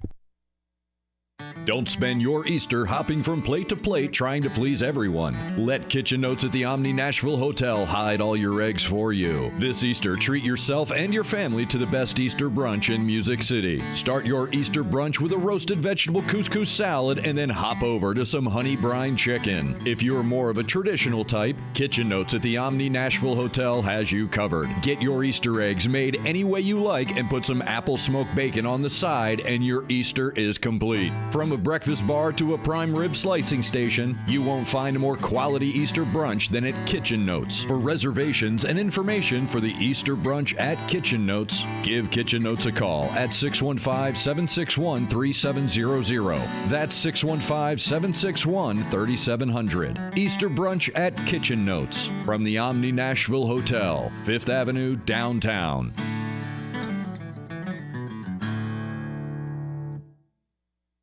Realtors abide by a code of ethics. This is Article 9 in action. Beth, a first-time homebuyer, knew nothing about the home buying process, except that she wanted to buy a home. But her realtor had the expertise to make sure Beth understood every document, even giving her copies to review with her lawyer so Beth could close on her first home with confidence. Complicated things explained in simple terms. The difference between an agent and a realtor is real. Realtors are members of the National Association of Realtors. That's who we are. Bundling car and renter's insurance with Geico is so easy, your neighbors are probably already doing it. But who? Look for the signs. Chances are they live in a home and have a car. They use money and enjoy having more of it. They probably drink lots of lemonade. Lemonade. And they've probably said something suspicious like, "I'm bundling with Geico," or "Stop spying on me with those binoculars." If so, you may want to ask them how easy it was to bundle with Geico. Bundling is easy with Geico. Just ask your neighbors. Timeout. All right. Remember, we're a team that plays together. Listen, the winning will take care of itself. We just have to get everyone involved. In interscholastic sports, we celebrate what makes every one of us unique. And in the pursuit of a common goal, everyone in the huddle, in the bleachers, and in the community comes together. This message presented by the TSSAA and the Tennessee Interscholastic Athletic Administrators Association. Sports fans, listen to Youth Connect on Monday nights at 6 and hear me, Seagull Boys basketball coach Matt Rigsby and Darren McFarland. Hey, listen to Youth Connect on Monday nights from 6 until 7 o'clock as we highlight high-level trainers, coaches, and players in and around Middle Tennessee. Give us a call at 615-844-5600. We live video stream all of our shows on Twitter, Facebook, YouTube, and Twitch. And hear me, Seagull Boys basketball coach Matt Rigsby. And hear me, Darren McFarland, live on WNSR Nashville Sports Radio. A show called The Afternoon Stretch is a stretch. Calling it a show. The Afternoon Stretch.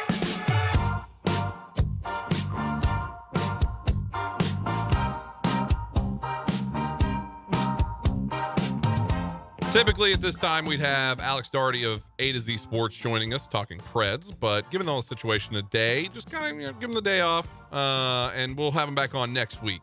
But something I was going to discuss with him that I think is an interesting thing, and it's gotten swept under the rug now, rightfully so, with all the news today. But over the weekend, the Nashville Predators unveiled their new statue of former goalie, and I guess all-time Preds goalie, I guess you would say, Pekka Rinne. Pekka Rinne got a statue. It's a good-looking statue. Got to give it to him. The statue maker did a good job, and Preds fans showed out like they typically do for big events. Was I waiting for like the Hurricanes or another team to raise a banner, like a Predators banner? It says, we unveiled a statue of Pekka Rinne. I was waiting for one of those tweets to happen. Should have been Derrick Henry. That's where I wanted to kind of discuss. Should have been Eddie George. The statue of Pekka Rinne, is it really deserved? Like, and I'm not trying to be a hater on Pekka Rinne, right? Like, I'm not doing that. But comparatively to what the Titans, who have not put a statue up, right? And I've got some ideas for what their statue should be. Batman. Somebody, I don't know. Like, I was surprised by it as all. Like, if the first statue in Nashville, to my knowledge, should have been Eddie George or something else. There's a statue. Okay, Ohio State fan too, by the way. I mean, okay, but still, IO, obviously. But there's a real consensus here. I want to go on a soapbox for a second here, Devlin. The Pekka Rinne statue, is it truly deserved? I'm not saying he's bad, but I have skeptical eyes at the idea that the Predators had a really big front entrance that they do that's wide open, and they were like, we need to put something here. Why not just give it to Pekka Rinne? Long time Pred, all-time Pred. He was good. I wouldn't say he's probably in the Hall of Fame, right? Of hockey, maybe. He's on the borderline of it. Was a huge part of the run, obviously, to the Stanley Cup. Was a very big part of the team for so long. He's beloved, right? Beloved by the Preds. But don't tell me you're not just putting that statue there because you needed to fill some space. There's a little statue hungry going on right now. A little statue hungry going on in downtown Nashville. I don't know if they don't have enough statues or what, but Pekka Rinne went up, and on the same day, the Country Music Hall of Fame put up. They're gonna put a Charlie Pride statue, which love Charlie Pride, tremendous music, but he's getting a statue. It begs the question now: who's the Titan that should get a statue? Who's the Titan? If Pekka Rinne got a statue, there's surely a Tennessee Titan that deserves a statue as well. Now, it won't be built right now because they're tearing down the stadium. They're going to build a new stadium. What would that be?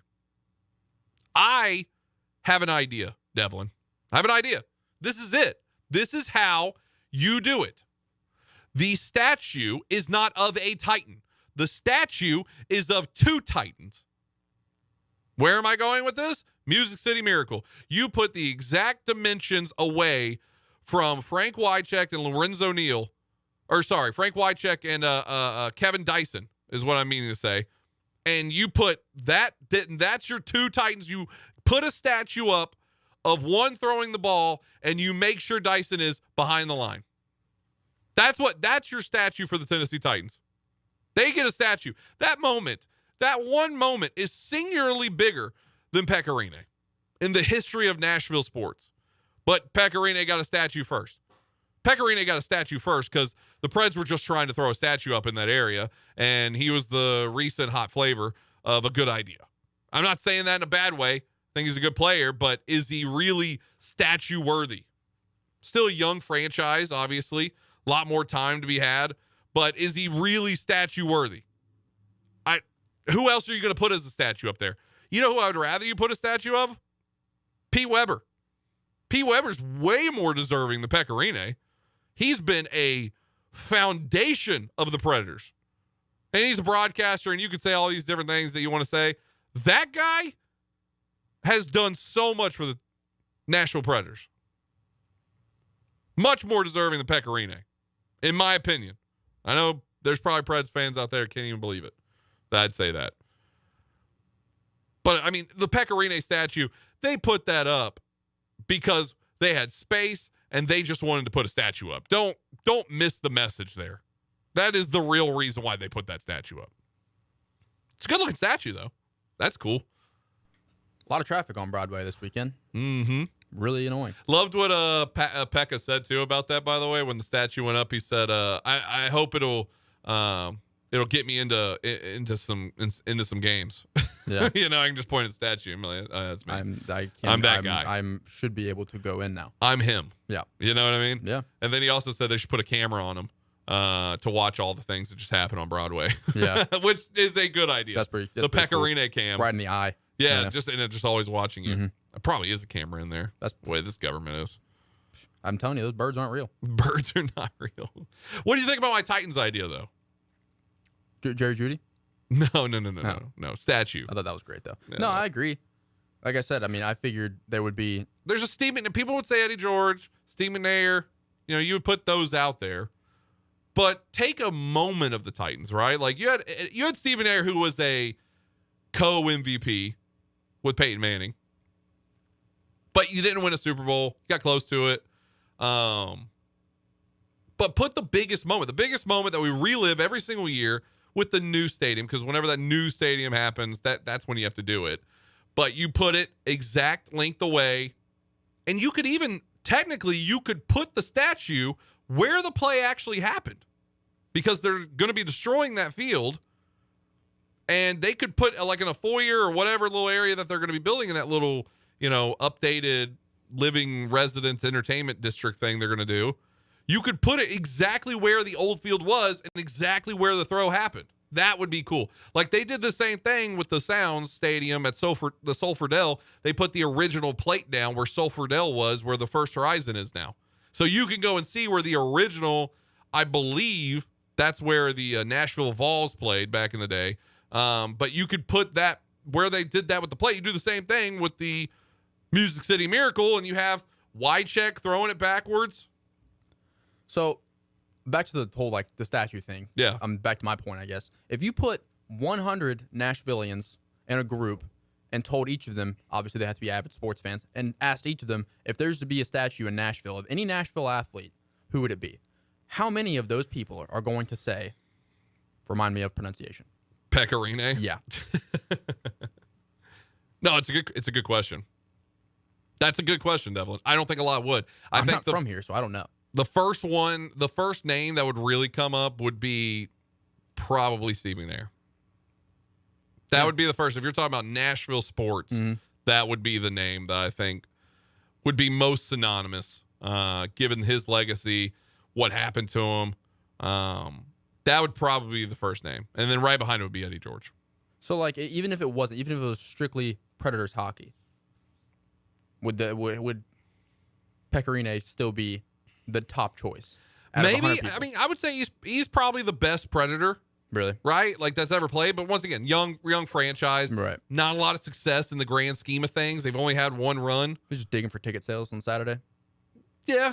And then, hey, what happens? They lose. 7-2? You know what else happened? What? They sold out Bridgetown. Yeah.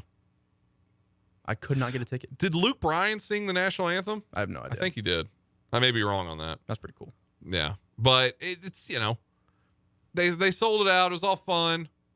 I think too, he's just so beloved that that makes sense. Mm-hmm. But I think that they put the statue out there because we have room for a statue and there's nothing out here. Right. You know what I mean? And there's no statue there's none. There's no sports statues in Tennessee. No. Or in Nashville at least. Yeah.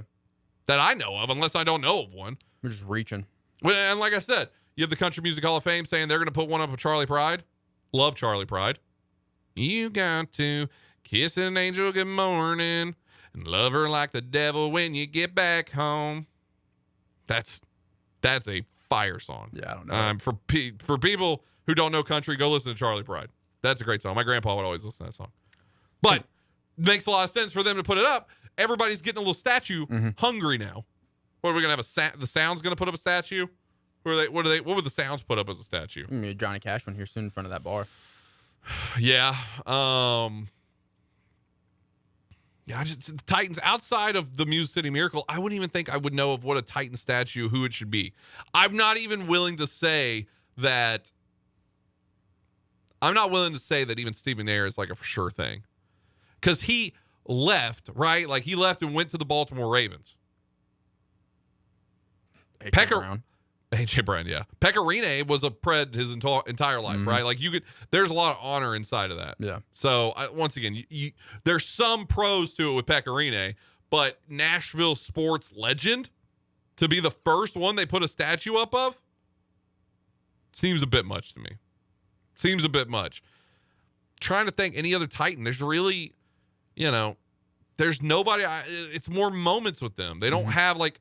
Eddie George is great and has done a lot for the Nashville sports scene, and he was a good football player. He wasn't legendary. You know what I mean? I mean, are the Titans ever going to pay anybody to be a franchise guy for their entire career? Well, that's an even better question, Devlin. Who would the Browns put up there? Jim Brown? Yeah. Yeah. I mean, I don't think there's much of a question. Do they have a statue already? Probably. Do I know it? No. I've been to Cleveland one time. Place sucks. Sorry, Cleveland. Place is awful. Fair weather fan. I went there one time. It was for an Eastern Conference Finals game, Celtics-Cavs. And my God, did I want to get out of there fast. Vandy, if they're putting up a statue, it'd have to be like Jay Cutler probably. Tim Corbin. Yeah, that's yes. Outside the Hawk. 20 years coaching, that guy is legendary. There should be a statue of Tim Corbin. Absolutely. That's a great call. Nashville SC, they could probably put one up of Hani Mukhtar. Mm-hmm. You win the it's never too soon MVP and then you Golden Boot all in the same year. Why not? Go and throw it up. They got plenty of room over there too. They can make it like a thing. I don't know who else would be up there, but are there any Vanderbilt statues at all? I don't think so. I feel like that's crazy to me. I feel like every single university has one of somebody.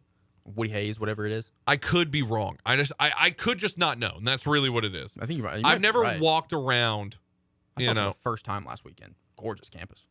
Oh yeah, no, it's cool. Sorry, sidetrack there, but yeah, I never walked. I don't know. Bruno would obviously be the answer for that one. I don't think there is though. Vandy fan, call in. Let me know if there is, because I don't think there is a statue though. Tim Corbin would be your Vanderbilt statue for sure. Yeah. That one makes it. They should do that next year 100%. Yeah. Like that they're what are we waiting for? If we're putting up statues, Vanderbilt, you got the money, put it up of Tim Corbin. He's waiting on retirement. No, don't do it. See, that's my problem too. Does Saban have a statue? Yeah, Saban has a statue. Oh, okay. Yeah, then put Saban, one up, Vandy. Saban has a statue. Yeah. He's right next to Bear Bryant. Okay. Yeah. No, I'm what's the point of wait? I hate this too. This is a weird thing. People getting into Hall of Fame who are already dead, putting up statues who are already dead. They're not alive. They don't get to enjoy it. Put it up. Put stuff up when they're there.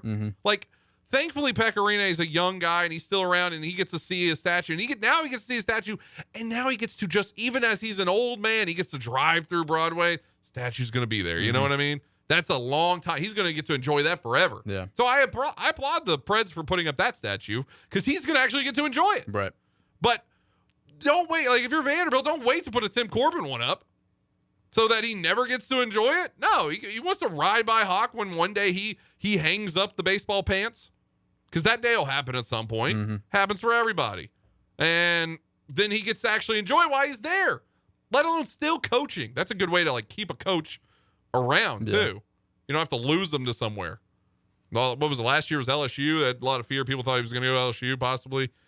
No, you got a statue here. You're staying. I'm here forever. They put up a gold and bronze statue of me.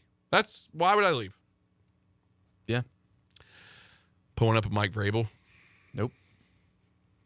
No, him bent over at the knees, and he's, just got a big fat jaw. Oh yeah. Just a big horseshoe. Backer. Yeah. Just got it in there, just ready to spit. That's what we need to see. All-time cool coach, Mike Vrabel. He is. Did you see too, by the way, they put out the photo of all the coaches that attended. It's all 32 coaches supposedly. Mike Vrabel's not in the photo. They were there. There's Belichick and Andy Reid, and you go down the whole list, you see all the coaches. I'm sitting there looking at the photo, scrolling. No Mike Vrabel. Where you at, Braves? The one photo with all the coaches in the league, and you miss it? He does not care. A lot of people are like, he's behind the camera taking the photo. That's funny. He's the mom of the NFL coaches, always taking the photo of everybody else. Saw somebody else said he was just hitting some heaters in the back. Yeah. Just blowing some smoke, Couple cowboy killers. Yeah, a statue for the Titans. I think that's the best way to do it. Statue for the Titans, have the Music City Miracle, put it in bronze, and then never play the replay ever again. Do you build the statue before or after the new stadium gets built? Or do you build it with the new stadium? You have to do it after. Or with. I think you do it with. You do it once Nissan Stadium currently is destroyed. Oh, yeah, it's out. And then you put it in the field where that would have happened exactly, right? That's pretty sick. That's cool. Yeah. That's a cool way to do it. That would be cool. 615-844-5600 if you want to jump in. Final segment coming up. Before we go to the break, though, got to talk about our friends over at Hayes Nissan of Rivergate, located at 1550 Gallatin Pike North in Madison. Go check them online. Online is the best place, in my opinion. You can do it from the comfort of your own home. Nissan of Rivergate.com. That's what it is. They're open 365, 24/7. Every single day, they are open to answer any question. You can take a full look at all the inventory on the dealership as is right now. Take the full tour of all the vehicles. And the best part, always there for you for your questions. You can submit it into the chat box. Somebody's always monitoring that website. So that way they can answer any question you have any time of the day. Go check it out. NissanofRivergate.com. Look, I'm a spokesperson for them, but I am a customer. 100% a customer. Every vehicle I've ever purchased has been from Hayes Nissan of Rivergate, and the process is amazing. You're going to love it just as much as I did. Go check them out. 1550 Gallatin Pike North in Madison, or online at NissanofRivergate.com. That's Hayes Nissan of Rivergate, where your dollar always goes farther. Good afternoon. It is looking a little bit better over here on 65 northbound, where we had that earlier wreck near Concord Road, but it's already slow here this time of the afternoon between Moores Lane and Concord Road, 65 northbound. Here in Brentwood, it's very busy actually on the South Loop. Busier than I thought on 40 as you head out through Mount Juliet. That's picked up quite a bit in the last few minutes. Watch for radar in Wilson and Smith County throughout the rest of the afternoon. Hey, Nash Painting services all of Middle Tennessee this spring and summer. Check these guys out first, nashpainting.com. I'm Commander Chuck with your on-time traffic.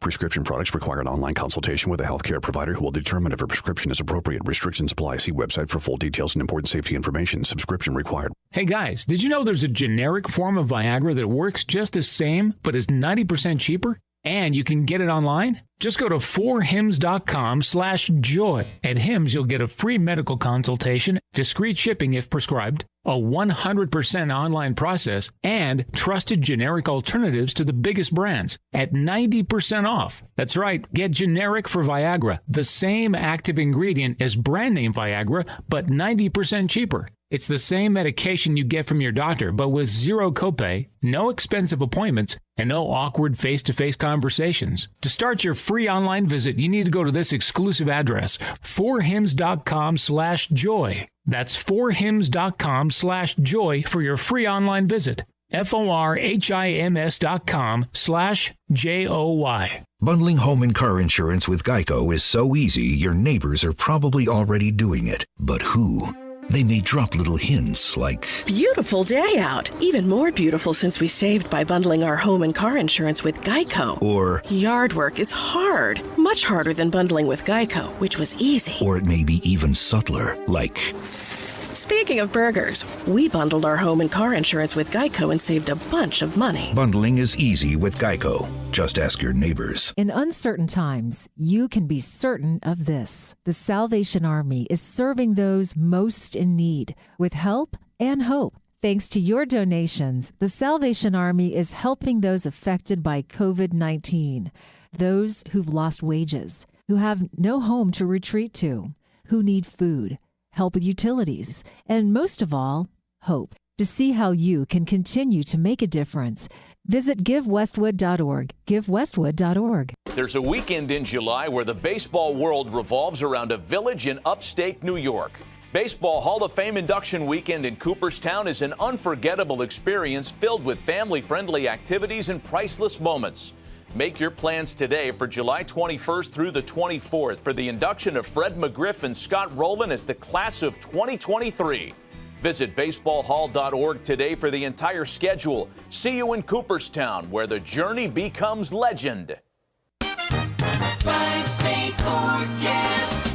Your exclusive Nashville Sports Radio WNSR Skyscan forecast for this afternoon. Sunshine, high of 69.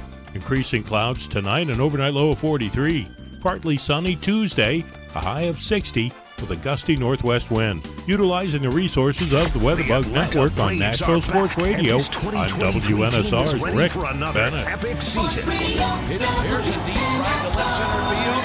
This thing is clear for takeoff. Back-to-back home runs, Ozuna and Riley. Thursday afternoon, it's the 2023 season opener live from Washington, D.C. as the Atlanta Braves open the season against the Nationals. First pitch at 12:05, exclusively on WNSR, Nashville Sports Radio.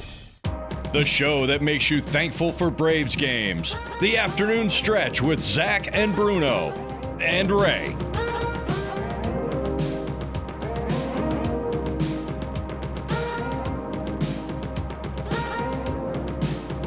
Those Braves games are coming up soon. Official home opener is 30th for Nationals, but that's the first Braves game. The home opener for the Braves, I think, is a couple days after that. Excited. Very excited.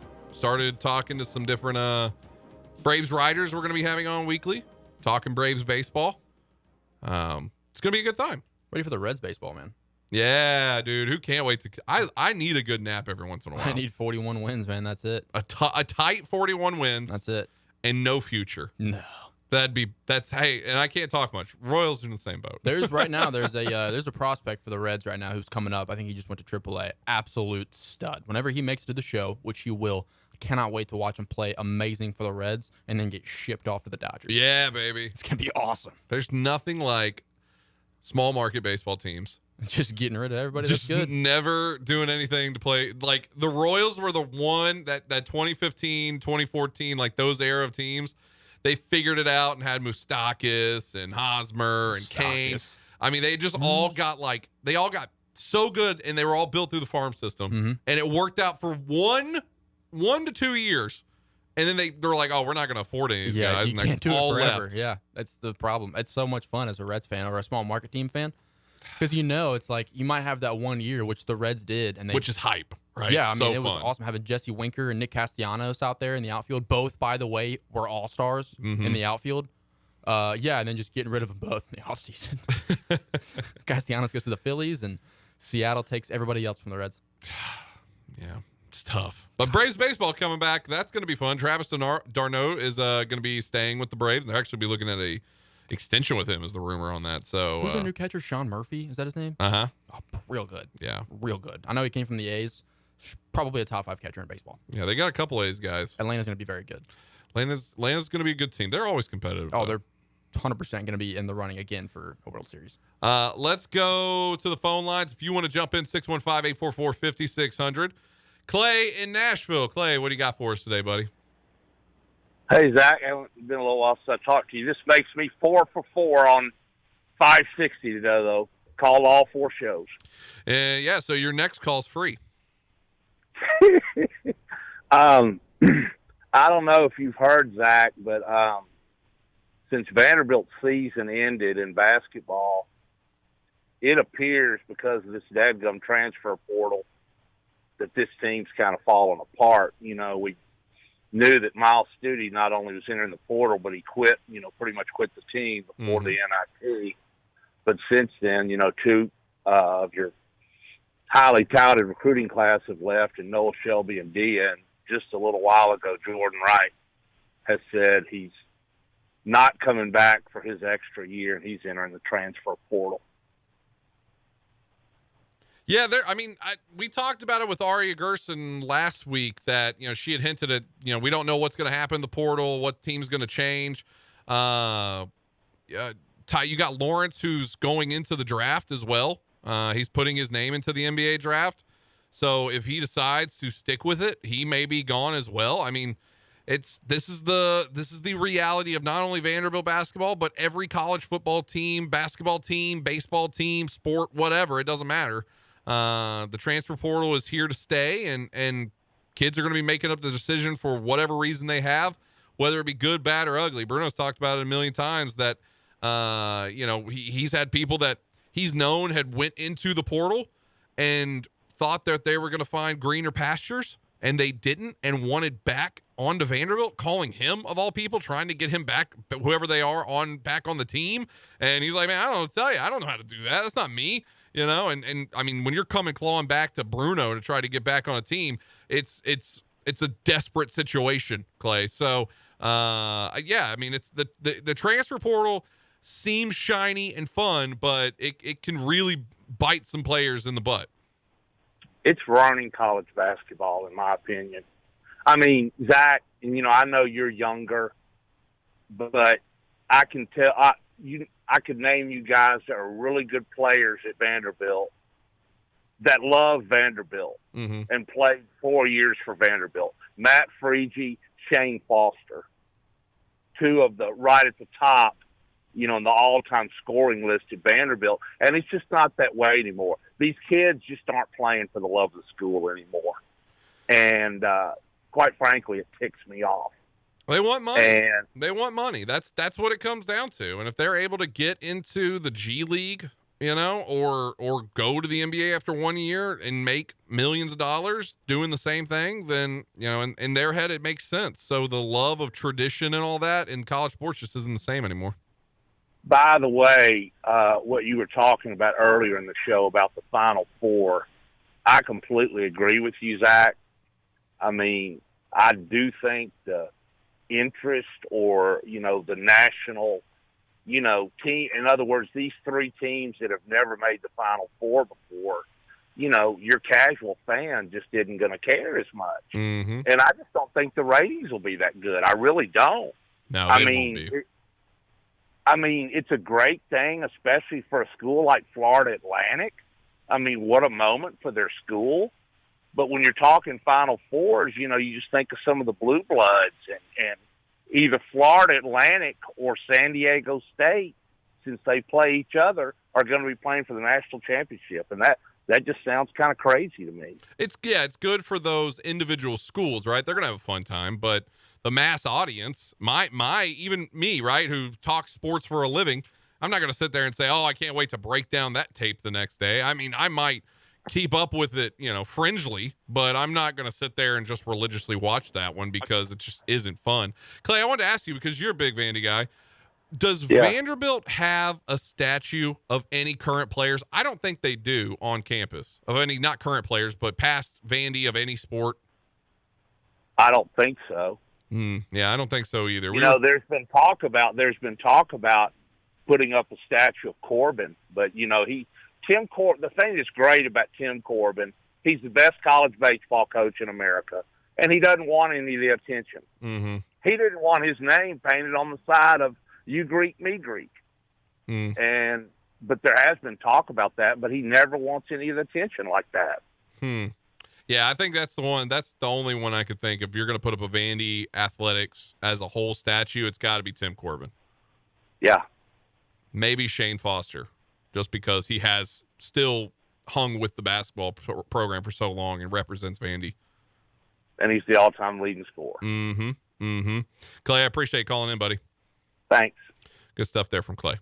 615-844-5600 if you want to jump in. Final minute. Can we do a quick today in sports history? Today in sports history. Quick is a different meaning, right, wherever you go. 2000. Do you know what happened today in the year 2000, Devlin? I will say this. It's your favorite sports moment ever. Do I know your favorite sports moment ever better than you do? I was Ohio State winning against Alabama. No. 2014 playoffs. That's not your favorite. Just go ahead. 2000. PGA Player Championship, TPC at Sawgrass, Tiger Woods. No, sorry, I hit the wrong one. I had the wrong moment. I read it wrong. I thought it was the Arizona I was going to say, Scottsdale. That happened. No, I was wrong. I'm wrong. February. Uh-oh. Yeah. Egg on my face. That is one of my favorite moments ever in history. I read the part of it and saw Tiger Woods and was like, 2000? This is it. That was 99. No, I was wrong. Man, that was bad. That's okay. That's okay. Is that not your favorite sports moment? Oh, is him hitting that a hole in one? It's top three. That in Phoenix, Ray Allen shot. I mean, there's three, but that hole in one it's top three. It's not three. I can say that. It's up there though. That's selective reading at its finest. Sure is. Yeah, just automatic assumption. Tiger Woods 2000. I know exactly what this is without reading the rest. Yep, had it. I was like, I'm gonna have a big moment here. We talked about that moment on the show on the day that it happened. What a mistake. Yeah. Like during the actual today's event, show was great. Go back and listen to it and cut it off with 2 minutes left. I'll scrub it. Don't worry. Edit all this out. This goes out into space from now on, okay? Oh, what a way to fumble at the goal line. You know what I mean? That's all right. Who was the guy who was celebrating and dropped the ball before he scored? Oh. That's me right now. I forget. I forget who that was too. But that's me. That was 100% me. I thought I was in there. Great day. Did a great job. Could have just lied. Golly. Can't call in. We are done for the day. Appreciate everybody who's called in, commented, and watching however you are. Remember, if noise told you, I love you and you matter. Next up, Youth Connect. Darren McFarland and Matt Rigsby.